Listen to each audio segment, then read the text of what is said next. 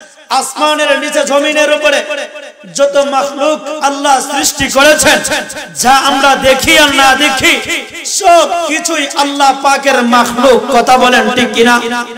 সব কিছু আল্লাহ পাকের মাখলুক। আর এই এত কোটি কোটি মাখলুকের ভিতরে থেকে একমাত্র শুধুমাত্র আমাদেরকেই আল্লাহ শ্রেষ্ঠত্ব দান করেছেন। সকলে একবার বলেন সুবহানাল্লাহ।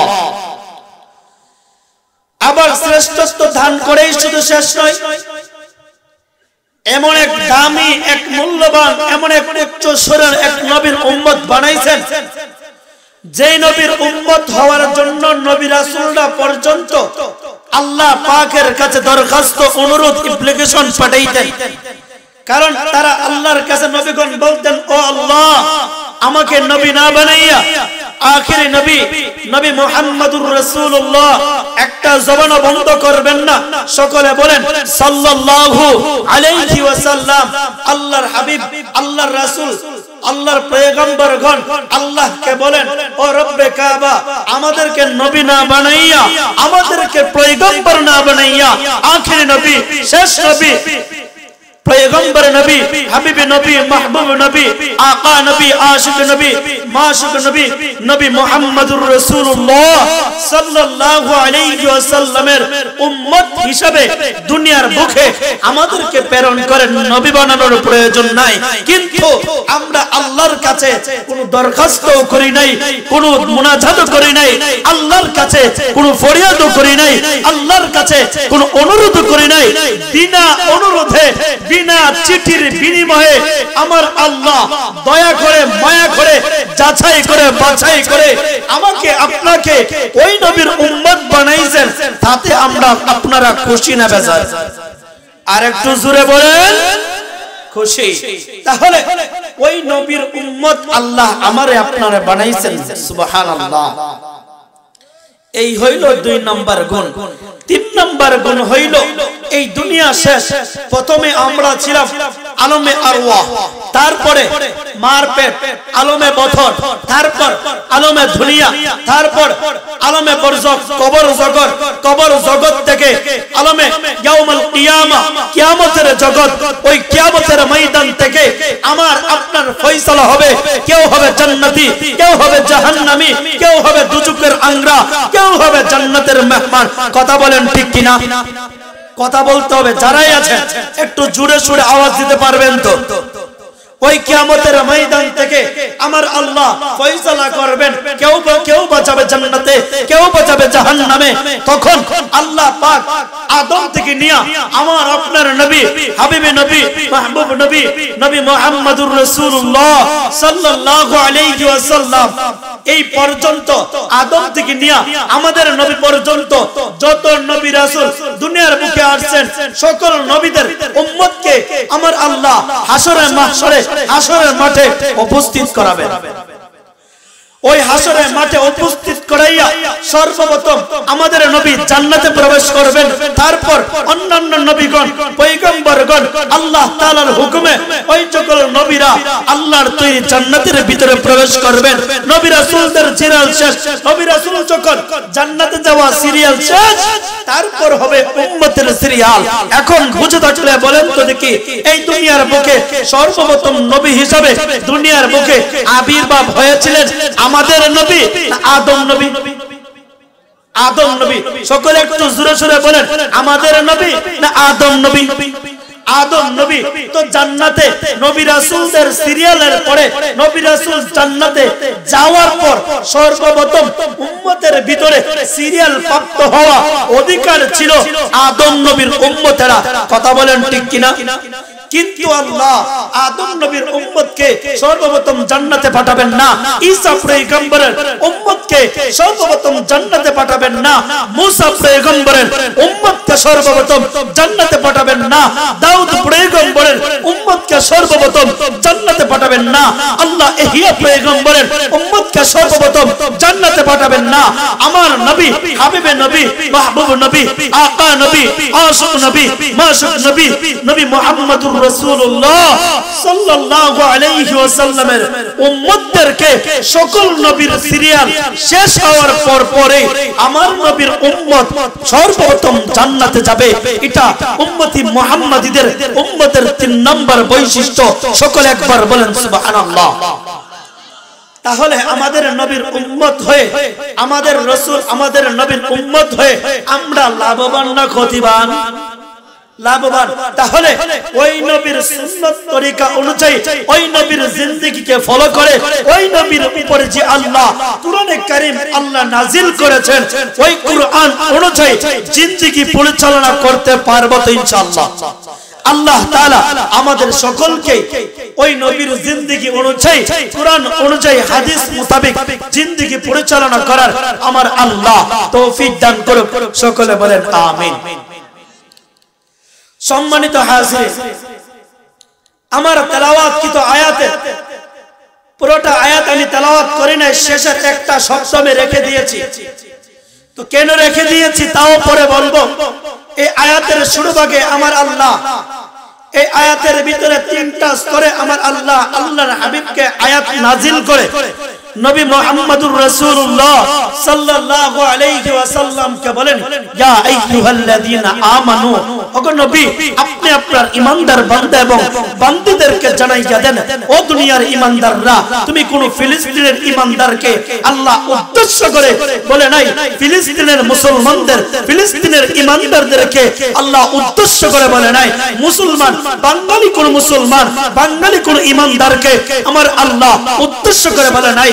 আল্লাহ বলেন, ইয়া আইয়ুহাল্লাযীনা আমানু, ও গোটা পৃথিবীর ঈমানদার বান্দা এবং বান্দীরা, আল্লাহ ঈমানদার বান্দা এবং বান্দীদেরকে আল্লাহ তাআলা আমাদেরকে ঈমানদার বলে সম্বোধন করে আমার রব কোরআনে কারীমের ভিতরে বলেন, ইয়া আইয়ুহাল্লাযীনা আমানু, ও দুনিয়ার ঈমানদার বান্দারা, ও দুনিয়ার ঈমানদার বান্দীরা, তোমরা শুনো, তোমরা শুনো, তোমরা বুঝে রাখো, ইয়া আইয়ুহাল্লাযীনা আমানুত্তাকুল্লাহ হাক্কা তুকাতিহি। 2 নম্বর অপশন হইল, 1 নম্বর আল্লাহ ঈমানদার বলে ডাক দেয়, 2 নম্বর অপশন আল্লাহ বলেন আমানুত্তাকুল্লাহ ইত্তাকুল্লাহ। 2 নম্বর অপশন হলো যে তোমরা আল্লাহকে ভয় করো, ভয় করার মতন। কথা বলেন ঠিক কিনা? আল্লাহ কোরআনে কারীম আয়াতের ভিতরে 3টা স্তরে মুফাসসিরিন کرام তাফসীরের কিতাবের ভিতরে, যেহেতু তাফসীর মাহফিল ওয়াজ মাহফিল না, তাফসীরের হাইসিয়তে কিছু আলোচনা করব। আয়াতের প্রথম অংশে আমার আল্লাহ বলেন ঈমানদারদেরকে ডাক দেয়া বলেন, ইয়া আইয়ুহাল্লাযীনা আমানু, ও ঈমানদারের দলেরা, ও গোটা পৃথিবীর ঈমানদাররা, আমানুত্তাকুল্লাহ ইত্তাকুল্লাহ। আমার আল্লাহ বলেন তোমরা আল্লাহকে ভয় করার মতন ভয় করো। এরকম ভাবে মুখে বললাম আল্লাহকে ভয় করি, দিনের রাত্রে বেলা চুরি করতে চাই, মুখে বললাম আমি আল্লাহকে ভয় করি, অন্যের মাল আমি হেফাজত করতে পারলাম না, আমি মুখে বললাম আমি আল্লাহকে ভয় করি, নামাজে যাই না, আমি আল্লাহকে বললাম তোমাকে আমি ভয় করি। রমজান বেলা আমি পয়েন্টের গুড়ায় গুড়ায় বসে বাজারের পয়েন্টে পয়েন্টে লাল কাপড় দিয়া রমজান বেলা দিনের 12টার সময় হিন্দুদের মতন, খ্রিস্টানের মতন, ইহুদিদের মতন দিনের 12টার সময় রমজান মাসে ইফতার করেনেওয়ালা কিছু নামদারি মুসলমান আমাদের সমাজে আছে কিনা? নাই। এরকম আল্লাহকে ভয় করলে চলবে। আল্লাহকে বললেন ইত্তাকুল্লাহ, আল্লাহকে ভয় করো, ভয় করার মতন ভয় করতে হবে। আয়াতের শেষ ভাগে আমার আল্লাহ বলেন তোমরা সকলে মুসলিম, আল্লাহ বলেন মুসলিম, তোমরা মুসলমান না হইয়া কবরে যাইবা না। এখন বুঝেন আমার আলোচনা, বুঝলে অনেক কিছু পাওয়া যাবে। এখন বুঝেন আয়াতের 3টা অংশ। প্রথম অংশে আমার আল্লাহ বলেন আমাদেরকে ঈমানদার বলে ডাক দিয়েছেন। কি বলে ডাক দিয়েছেন? আরেকটু জোরে বলেন। আল্লাহ আমাদেরকে ঈমানদার বলে ডাক দিয়েছেন। দ্বিতীয় অংশের ভিতরে আমার আল্লাহ বলেন ও ঈমানদাররা আল্লাহকে ভয় করো, ভয় করার মতন দ্বিতীয় অংশে আমার আল্লাহ বলেন মুসলমান না হইয়া কবরে আসবে না। এখন বুঝেন প্রথম অংশে ইমানদার, শেষ অংশে মুসলমান। এখন মুসলমান ইমানদার না, মুসলমান ইমানদার না, ইমানদার মুসলমান না। ইমানদার হইলে মুসলমান হওয়া যায় না। কিছুদিন আগে পার্শ্ববর্তী এক মাহফিলে বলেছিলাম মুসলমান কাকে বলে, ইমানদার কাকে বলে। আমি আর আপনি নামাজ পড়ব বিশ্বাস করলাম, আমি আর আপনি ইমানদার, নামাজ পড়লাম, আমার নাম মুসলমান। কথা বলেন ঠিক কিনা? আয়াতের ভিতরে প্রথম অংশে ইমানদার, শেষ অংশে মুসলমান। এই বোঝা গেল ইমানদার একটা সাবজেক্ট, মুসলমান আরেকটা সাবজেক্ট। উদাহরণ, নামাজ বিশ্বাস করলাম, নামাজ পড়তে হবে বিশ্বাস করলাম, আমি আর আপনি ইমানদার। নামাজ পড়লাম, আমি আর আপনি মুসলমান। রমজান মাসে রোজা রাখতে হবে বিশ্বাস করলাম, আমি আর আপনি ইমানদার। রমজান মাসে রোজা রাখলাম, আমি আর আপনি মুসলমান। বুঝে আসছে? এলাকার ভিতরে প্রত্যেকটা ঘরের ভিতরে প্রত্যেকটা সদস্য নামাজ বিশ্বাস করে, প্রত্যেকটা ঘরের প্রত্যেকটা সদস্য ইমানদার। যারা নামাজ পড়ে তারা মুসলমান। প্রত্যেকটা ঘরের প্রত্যেকটা সদস্য যারা নামাজ পড়ে না তারা কি না? মুসলমান না। সকলেই ইমানদার কিন্তু সকলে মুসলমান না। কিন্তু ভাই শুনেন, এই ইমানদার হওয়ার জন্য, মুসলমানিত্ব আনার জন্য সাহাবায়ে কেরাম কম সময় লাগাই নাই। সাহাবায়ে কেরাম মুসলমান হওয়ার জন্য, সাহাবায়ে কেরাম ঈমান আনার কারণে জান দিয়েছে, প্রাণ দিয়েছে, আত্মীয় স্বজন থেকে আত্মীয়তা ছিন্ন করেছে। ঈমান আনার জন্য, কালিমা পড়ার কারণে তার রক্ত তার শরীর থেকে প্রবাহিত হয়েছে। ঈমান আনার কারণে মুসলমান হওয়ার কারণে তার দেহ থেকে মাথা দ্বিখণ্ড হয়েছে। এরকম ঘটনা, এরকম সাহাবী, এরকম নজির ইসলামের দৃষ্টিতে আছে কিনা? নাই। আল্লাহর হাবিব রাহমাতাল লিল আলামিনের একজন সাহাবী, সকলে একটু মনোযোগ দিয়ে শুনবেন। আল্লাহর হাবিব মসজিদে নববীর ভিতরে কোরআনে পাকের তেলাওয়াত শুরু করলেন। কোরআনে পাক তেলাওয়াত করতেছেন। কোরআনে পাকের তেলাওয়াত শুনতে সকলে চান ইনশাআল্লাহ। কারণ দেখেন, আপনি যদি রূপবানের গান, একটা গান যদি দুইবার শুনেন, তৃতীয়বার শোনার মনে চাইবে না। আপনি যদি ওই ধরনের নগ্ন অশ্লীল সিনেমার গানগুলা যদি এক দুইবার তিনবার দেখেন, চতুর্থবার শোনার আপনার আগ্রহ জন্মে না। কিন্তু দেখেন মুসলমান, কিন্তু দেখেন ইমানদার, প্রত্যেকটা দিন, প্রত্যেকটা অক্ষ, প্রত্যেকটা সময় নামাজের ভিতরে ইমাম সূরা ফাতিহা পড়ে আলহামদুলিল্লাহ রাব্বিল আলামিন আর রহমানির রহিম বালিগ হওয়ার পর থেকে এই পর্যন্ত 20, 30, 40 বছর ধরে ইমামের পিছনে নামাজ পড়তেছেন, সূরা ফাতিহা শুনতেছেন। পুরো সূরা ফাতিহা ছাড়া অন্য কোনো সূরা পড়ে না। এই পর্যন্ত কোন ইমানদার, কোন মুসল্লি, কোন মুসলমান বলবে যে আজ ইমামের পিছনে নামাজ পড়লাম, সূরা ফাতিহা ভালো লাগে নাই?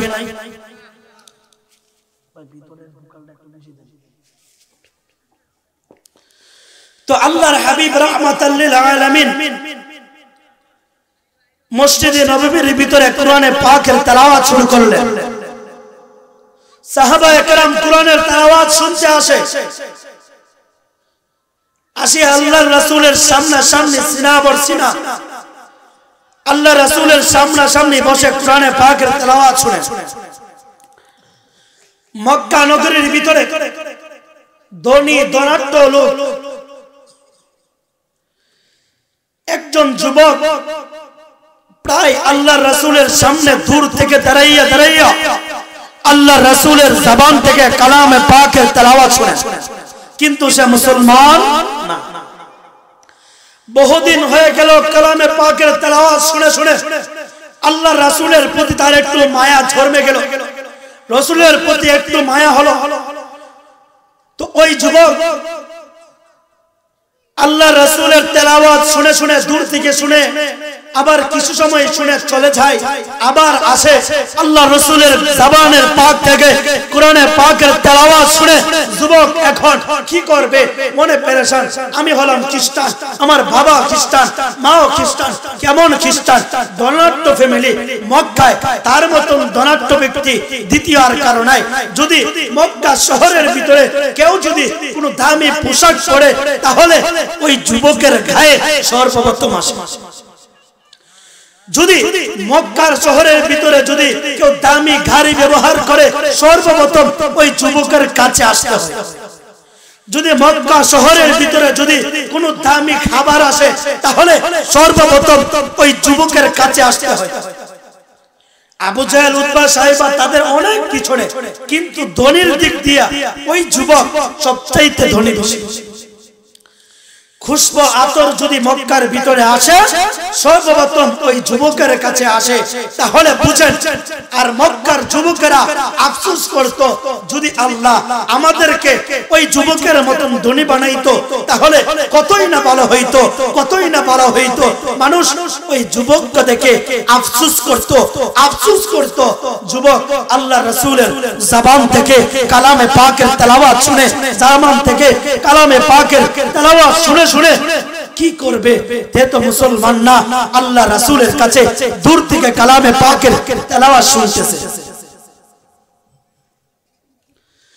যুবক এখন দূর থেকে কালামে পাকের তেলাওয়াত শুনে শুনে শুনে হঠাৎ করে একদিন আল্লাহ রাসূলের দরবারের সামনে এসে আসিয়া এক যুবককে বলতেছেন, ওরে যুবক, তুমি তো আল্লাহ রাসূলের সাহাবী, আমি আল্লাহ রাসূলের দরবারে যেতে চাই, রাসূলের কাছে হাতে হাত রেখে কালিমা পড়ে মুসলমান হতে চাই। কি করতে হবে? আমাকে তুমি আল্লাহ রাসূলের কাছে নিয়ে যাও। আমার ডর হয়, বড় ভয় হয়, যদি আল্লাহ রাসূল আমাকে কোনো কিছু করে বসে। যুবক এখন আল্লাহ রাসূলের সামনে ওই যুবককে নিয়ে রাসূলের দরবারে হাজির হইলেন। আল্লাহ রাসূলের কাছে ওই যুবক বলতেছেন, ইয়া রাসূলুল্লাহ, ইয়া হাবিবাল্লাহ, ওগো আল্লাহর পয়গম্বর, আপনি আমাকে মেহেরবানি করে কালিমা পড়াইয়া মুসলমান বানাইয়া দেন। সকলে বলেন সুবহানাল্লাহ। যুবক এখন আল্লাহ রাসূলের কাছে কালিমা পড়ার জন্য আল্লাহ রাসূলের কাছে অনুরোধ করতেছেন।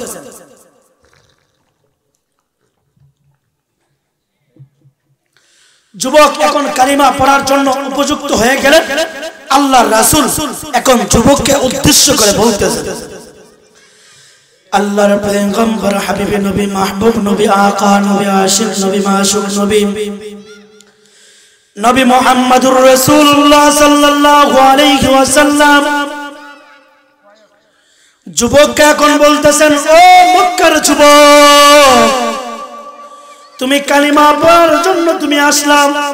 তুমি ধনী ধনাঢ্য লোকের সন্তান, মুসআব ইবনে উবাইর, তোমার বাবার নাম হইল উবাইর।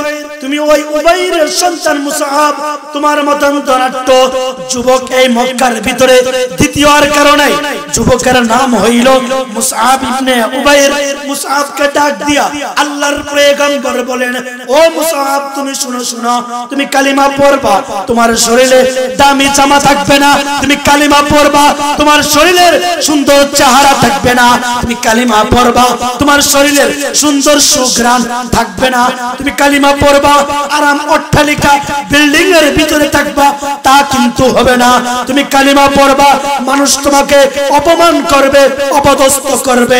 ও মুসআব, তুমি শুনো শুনো, তুমি কালিমা পড়বা, তুমি কালিমা পড়ার সাথে সাথে তোমার আত্মীয় স্বজন, তোমার মা বাবা, তোমার ভাই বোন, আত্মীয় স্বজন তোমার উপর নির্যাতন করবে। ও মুসআব, তুমি শুনো শুনো, তুমি কালিমা পড়বা, বুঝে শুনে পড়ো।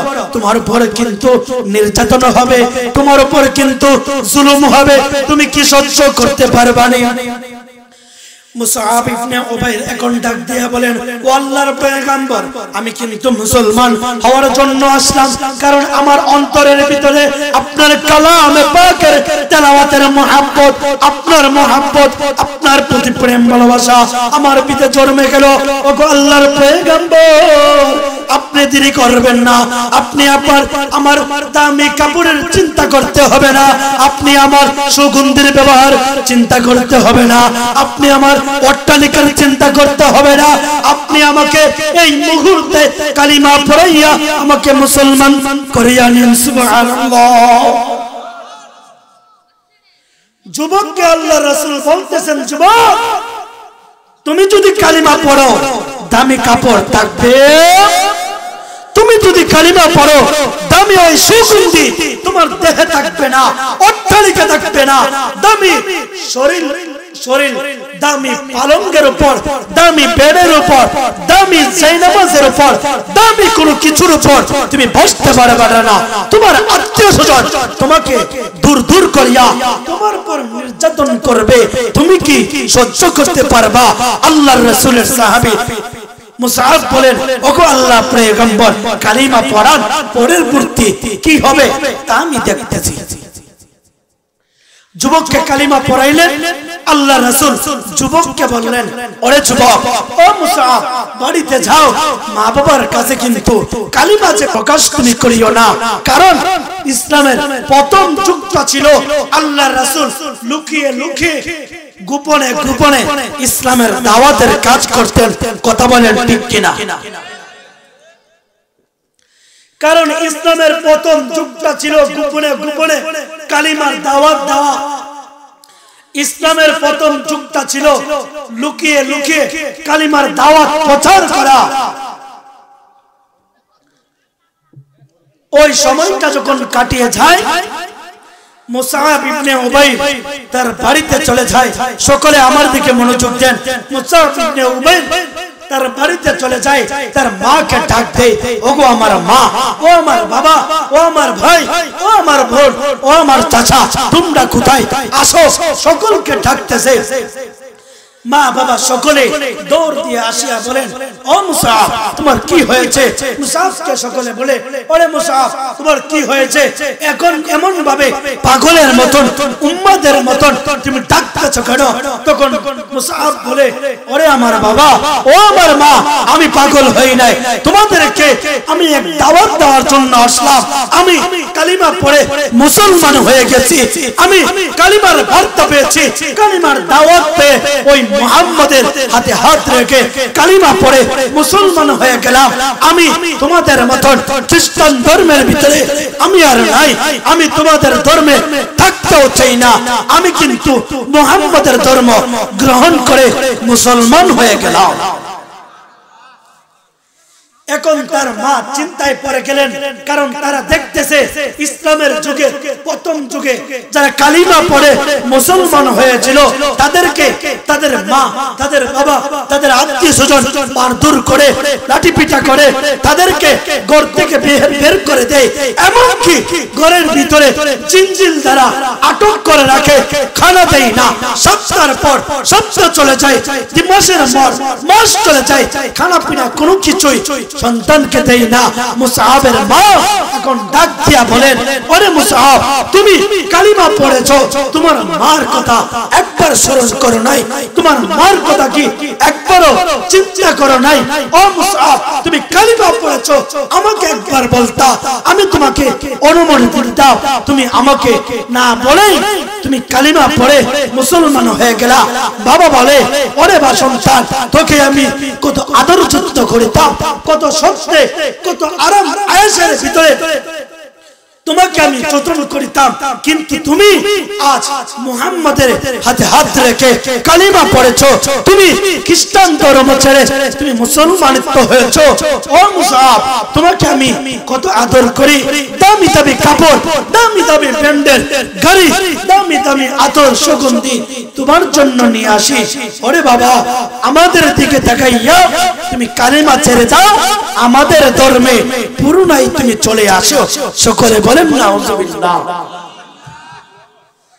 মুসআব এখন ডাক দিয়া তার বাবাকে বলে, ও আমার বাবা, আমি যে ধর্ম গ্রহণ করেছি, যে কালিমা আমি পাঠ করেছি, ওই কালিমার ভিতরে ঢোকা যায় কিন্তু বাইর হওয়া যাই না, আমি কালিমা পড়লাম, আমি ওই ধর্ম থেকে ফিরে আসতে পারবো না।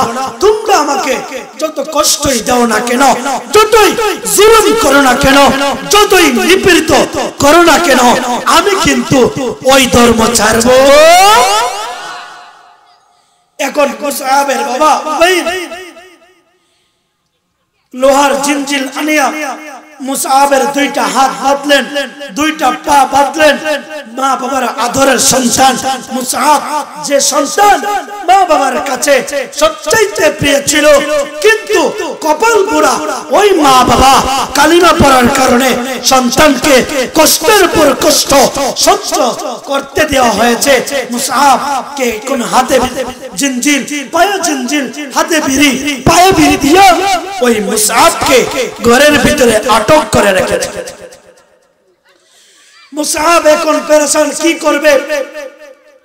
একদিন, দুই দিন, তিন দিন, এক সপ্তাহ, দুই সপ্তাহ মুসআবকে ঘরের ভিতরে আটক করে রাখা হইল। মুসআব এখন তার রাসূলের সাথে দেখা করতে পারে না, রাসূলের সান্নিধ্য যাইতে পারে না। কি করবে?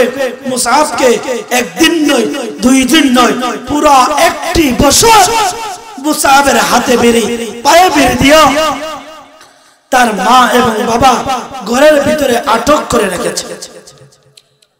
এখন বুঝে থাকলে বলেন তো দেখি, স্মার্ট একটি যুবক, তোর তাজা একটি যুবককে যদি এক সপ্তাহ খাবার না দেওয়া হয়, এক মাস যদি গোসল না দেওয়া হয়, 2 মাস যদি কাপড় পরিবর্তন না করে, ওই যুবক স্মার্ট থাকবে? ওই যুবকের শরীর থেকে যুবকের তার তরুতর্জা, তার তরুণ বেশে উঠবে।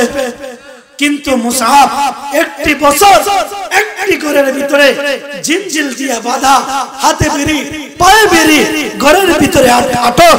মা যাইয়া বলে, ওরে মুসআব, তুমি যদি কালিমা ছেড়ে দাও, তুমি যদি মুহাম্মদের ধর্ম ছেড়ে দাও, তাহলে তোমাকে এই হাতের বেরি, পায়ের বেরি ছেড়ে দেওয়া হবে। মুসআব বলে, ও আমার মা, একটি বছর হয়ে গেল, আমাকে তুমি জিনজিল দিয়ে, আমার হাতে করা, পায়ে করা দিয়ে আমার ঘরের ভিতরে বন্দী, তুমি আজ আসছো আমাকে মুহাম্মদের ধর্ম ছেড়ে দেওয়ার জন্য। কষ্টিন কালেও আমি যদি মরেও যাই, তাহলে ওই কালিমা ছাড়বো না, মুহাম্মদের ধর্ম ছাড়বো না। আমি তুমি যদি আমার মা হয়ে থাকো, হাতের বিড়ি, পায়ের বিড়ি তুমি ছেড়ে দাও, আমি এক দৌড়ে মুহাম্মদের দরবারে চলে যাব। সকলে বলেন সুবহানাল্লাহ। তাহলে বুঝেন, ওই যুবকের ভিতরে মুহাম্মদের প্রেম, নবীওয়ালা মুহাব্বত, নবীওয়ালা ইশক ওই যুবকের ভিতরে কেমন ছিল? শুধু কালামে পাকের তেলাওয়াত শুনছে, কালামে পাকের তেলাওয়াত শুনে শুনে যুবকের ভিতরে প্রেম আর মুহাব্বত সৃষ্টি হলো। কিন্তু কপাল পোড়া মুসলমান এখন এমন হয়ে গেছে, তার সামনে নবীকে গালি দেওয়া হয়, তার সামনে তার নবীকে ব্যঙ্গ করা হয়, তার সামনে নবীকে, তার ফটো, রাসূলের ছবি অঙ্কন করা হয়। যুবক কপাল পোড়া, তার সামনে কুরআনকে নিয়ে ব্যঙ্গ করা হয়। যুবক এখন তার সামনে তার রব আল্লাহকে ব্যঙ্গ করা হয়। মুসলমান যুবক এখন রাস্তায় নামতে চায় না। বুঝা গেল যুবকের ভিতরে ঈমান আছে, মুসলমানিত্ব নাই। কথা বলেন ঠিক কিনা? যদি যুবকের ভিতরে যদি নবীওয়ালা প্রেম থাকতো, যদি যুবকের ভিতরে কোরআনের মহব্বত থাকতো, যুবকের ভিতরে যদি জান্নাতে যাওয়ার আশা থাকতো, যুবকের ভিতরে রবের দেওয়া ওই প্রেম, রবের দেওয়া হুকুম অনুযায়ী চলতো, যুবক কোনদিন তার রাসূলের বিরুদ্ধে কথা বললে ঘরে বসে থাকতো না, ঘরে বসে থাকতো না, তার কামরায় বসে তাসবিহ জপতো না। যুবক ওই খালিদ বিন ওয়ালিদের মতন, শাহ জালাল ইয়ামুনির মতন, শাহ ফরান ইয়ামুনির মতন ঘর থেকে বের হয়ে ওই নাস্তিকের গলা খণ্ড করে দিতে পারতো। কথা বলেন ঠিক কিনা? মুসআব এখন তার মা তার সন্তানের প্রতি, যদিও সন্তান মুসলমান হয়ে যায়, তবুও সন্তানের প্রতি কিছু না হয় কিছু মহাব্বত সন্তানের জন্য আছে কিনা নাই? আর একটু জোরে। যুবক এখন কান্নাকাটি করে। যুবকের মা মুসআব ইবনে উমাইরের হাত থেকে হাতের বিড়ি পায়ের বিড়ি খুলে দিয়ে দিলেন।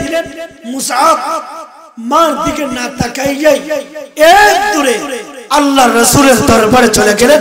সকলে বলেন আল্লাহু আকবার। যুবক এখন আল্লাহর রাসূলের দরবারে হাজির।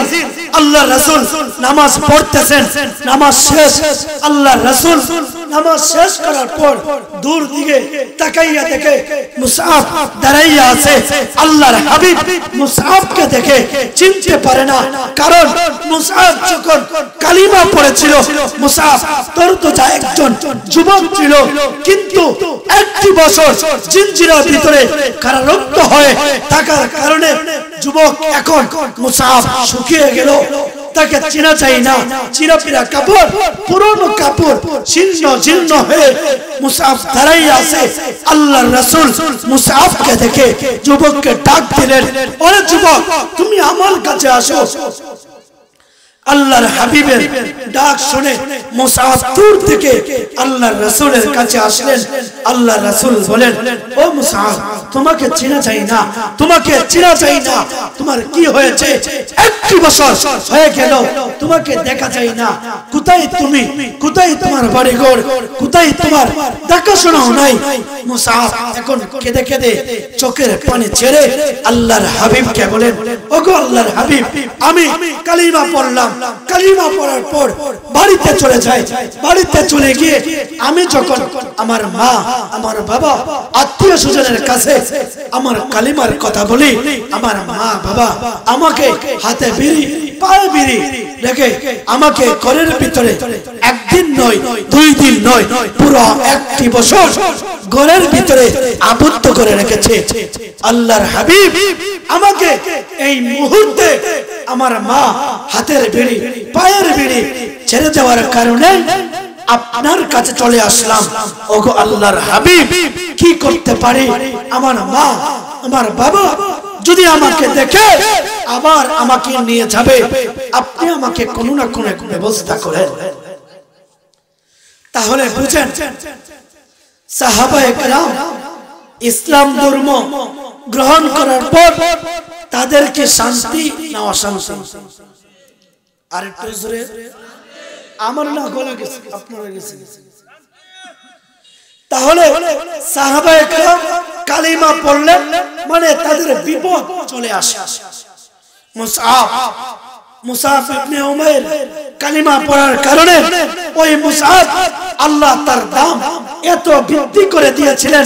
আল্লাহর হাবিব ওই যুবক মুসআবকে মক্কা থেকে মদিনায় হিজরত করে যাওয়ার পারমিশন দিলেন। যুবক এখন মক্কা ছেড়ে মদিনায় চলে গেল। আল্লাহর রাসূলের কাছে, আল্লাহর রাসূলের সামনে কুরআনে পাকের তেলাওয়াত শুনে শুনে মুসআব কুরআন মুখস্থ করে মক্কায় যায়। মদিনায় যাইয়া মানুষদেরকে কালিমার দাওয়াত দেয়। কালিমার দাওয়াত দেওয়ার পর কিছু সংখ্যক মুসলমান বানায়। মুসলমান বানানোর পর তাদেরকে কোরআনের খেদমত করে, কোরআনের দাওয়াত দেয়। মুসআব এখন আলেম, হাফেজ কোরআন। মুসআব কালিমার দাওয়াত দেয়, কোরআন শিক্ষা দেয়, অসংখ্য মানুষদেরকে কালিমা পড়ায়, মুসলমান বানায়, কোরআন শিক্ষা দেয়। এবং কি মুসআব ওই মদিনার ভিতরে অসংখ্য হাজারো হাজার মানুষদেরকে কালিমা পড়াইয়া মুসলমান বানাইয়া দিলেন। মুসআব কালিমা পড়ার কারণে খ্রিস্টান ধর্ম থেকে চলে আসে, খ্রিস্টান ধর্ম থেকে মুসলমান হয়, আল্লাহর রাসূলের কাছে কালিমা পড়ে কোরআনে হাফেজ হয়, মক্কা থেকে মদিনায় চলে যায়। এক পর্যায়ে শেষ মুহূর্তে উহুদের ময়দানে আল্লাহর পয়গম্বর ওই মুসআবকে ইসলামের ঝান্ডা হাজির তার হাতে দেয়। এক পর্যায়ে কাফির বেঈমানেরা ওই মুসআবকে শহীদ করে আল্লাহর তৈরি জান্নাতের মেহমান বানায়। তাহলে বুঝেন ওই মুসআব ইসলাম ধর্ম গ্রহণ করার আগে ধনাঢ্য ছিল না গরিব ছিল? ইচ্ছা করলেই বাপের সম্পদ মার সম্পদ ব্যবহার করে দুনিয়ায় উম্মাদের মতন ধনী ধনাঢ্যের ভিতরে বাদশাদের মতন চলাফেরা করতে পারতো কি পারতো? কিন্তু মুসআবের ভিতরে ওই কালামে পাকের কোরআনের মহব্বত যাওয়ার কারণে মুসলমান হলো। মুসলমান হওয়ার কারণে আজ মুসআবের নাম পড়তে পড়তে হাদিসের পৃষ্ঠায় পৃষ্ঠায় ওই সাহাবী মুসআবের নাম আসে।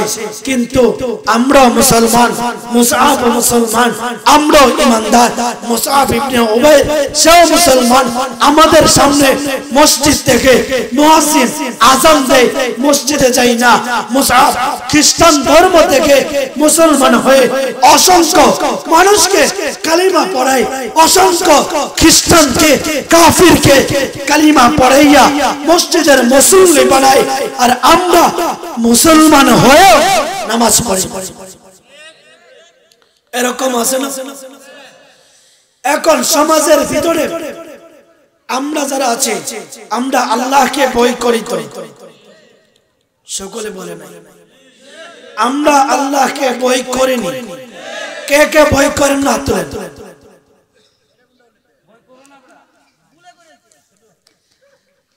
হুশে কইলে তো জুস রাখতে। কে কে জাহান্নামে যেতে চান?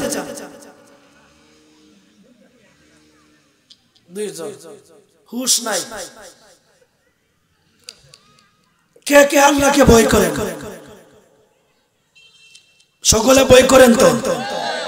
কে কে ভয় করেন? আল্লাহ তাআলা আমাদের সকলকে আল্লাহ তাআলা কবুল করুক। সকলে বলেন আমিন। আল্লাহকে যদি ভয় করেন তাহলে আজ থেকে 5 ওয়াক্ত নামাজ ছাড়বো না। কে কে আছে? যদি আল্লাহকে ভয় করে থাকেন, যদি আপনি মনে করেন যে আল্লাহকে আমি ভয় করি, নামাজ পড়বেন। যদি নামাজ পড়েন না, বুঝবো আপনার ভিতরে আল্লাহর ভয়। তাহলে আজ থেকে যুবক যারা সংগঠন করেছেন, হিলফুল ফুজুল সাধারণ কোন সংগঠন না, যে সংগঠন আল্লাহর রাসূলের সংগঠনের নাম। সুবহানাল্লাহ। এরকম এক সংগঠন, যে সংগঠন আল্লাহর রাসূলের সংগঠন। আল্লাহ রাসূল যুবকদেরকে নিয়ে যে সংগঠন করেছিলেন, ওই সংগঠনের নাম হিলফুল ফুজুল। যে সংগঠন আল্লাহ রাসূল সাহাবায়ে কেরামদেরকে নিয়ে, যুবক তারা আল্লাহ রাসূলকে নিয়ে একটা সংগঠন করেছিলেন, ওই সংগঠনের নাম আর আপনাদের সংগঠনের নাম এক। তাহলে নবীর সংগঠনের নামে নাম আমাদের সংগঠন নবীওয়ালা ঈমান। আমরা সকলে নবীর কালিমা আমরা পড়লাম, নবীওয়ালা সুন্নাত আমরা মানতে রাজি আছি তো? শুধু সংগঠন করলাম, শুধু মাহফিল করাইলাম, শুধু তাফসীর করলাম, নামাজ পড়লাম না হবে? শুধু নামাজের জন্য দাওয়াত করলাম, মসজিদে যাই না চলবে? তাহলে কি করতে হবে?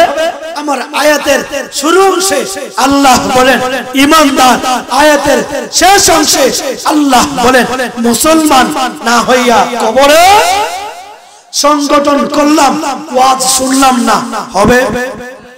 ঈমানদার হলাম, মুসলমান হলাম না চলবে?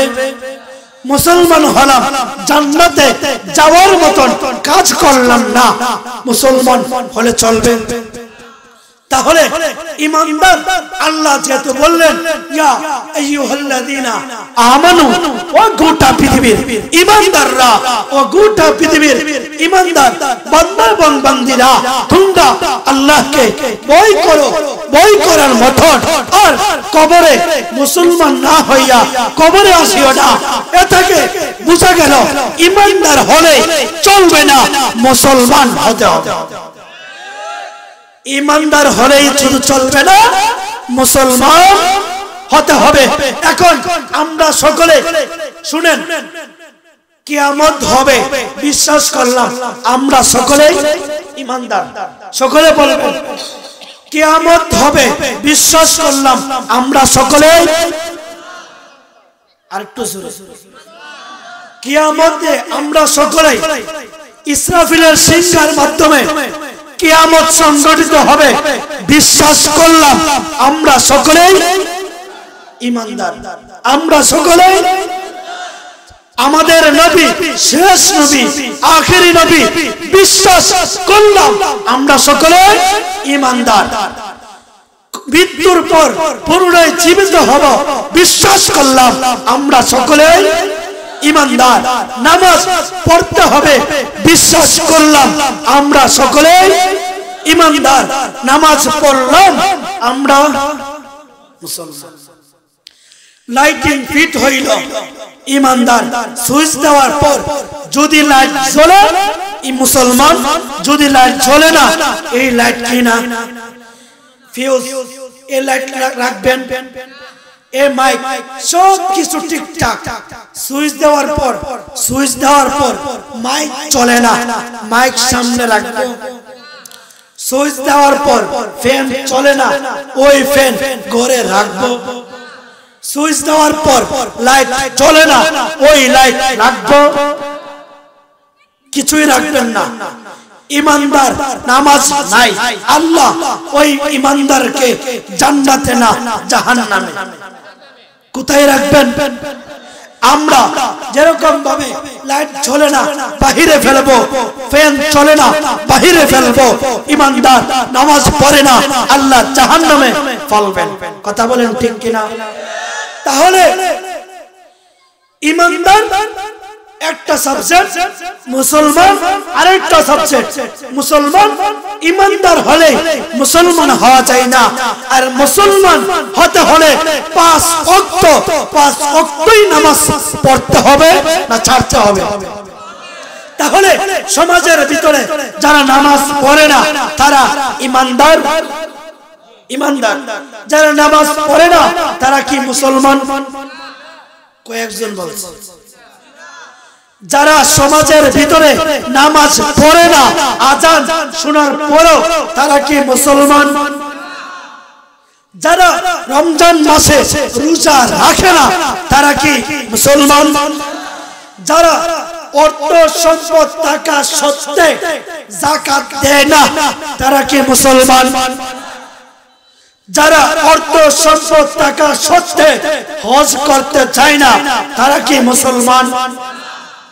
এরকম নামদারি মুসলমান আমাদের সমাজে উচ্চ সুরে বলবেন আছে কিনা নাই?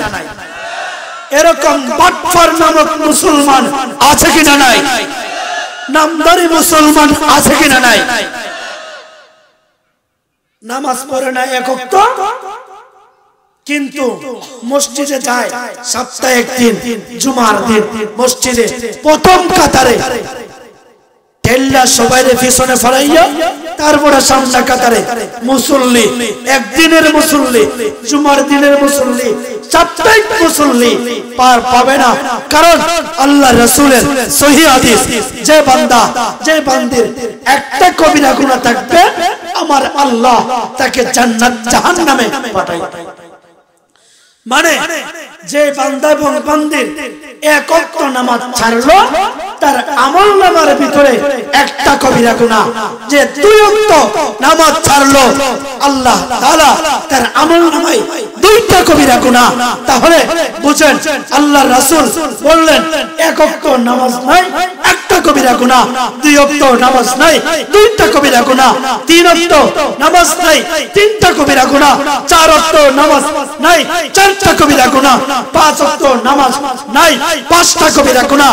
আর আল্লাহর রাসূল বলেন